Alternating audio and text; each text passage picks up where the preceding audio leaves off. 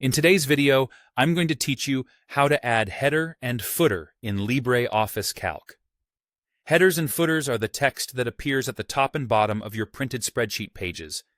They're perfect for adding page numbers, dates, file names, or sheet names, so anyone reading a printout knows exactly what they're looking at.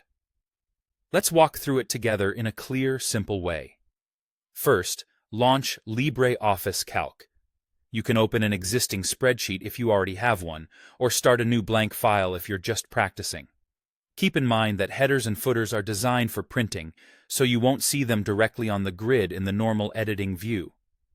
You can always use Print Preview later to check how everything will look on paper. At the top of the window, go to the Format menu. From there, choose Page Style.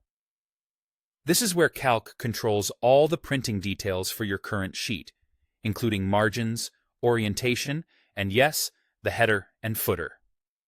In the Page Style dialog, switch to the Header tab if you want to add a header, or the Footer tab if you want to add a footer.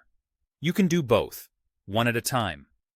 Check the box labeled Header On or Footer On to enable it. You'll notice options for spacing and margins. These simply control how much room the header or footer takes on the page. Next, click the Edit button to open the configuration window.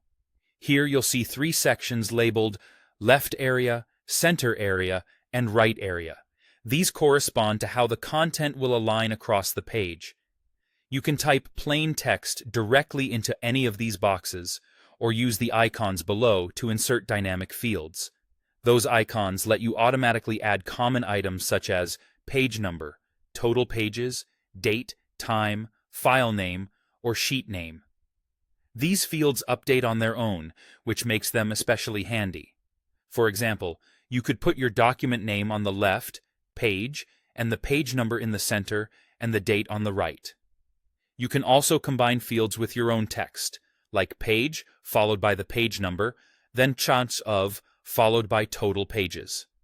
When you're happy with the setup, click OK to close the edit window, and then click OK again in the Page Style dialog to apply everything. Your changes are now part of the page layout. If you're working with multiple sheets, remember that page styles are applied per sheet, so repeat these steps where needed. And if you don't see the header or footer while editing, that's normal. Check using Print Preview or a test print. Finally, save your file so your settings are preserved.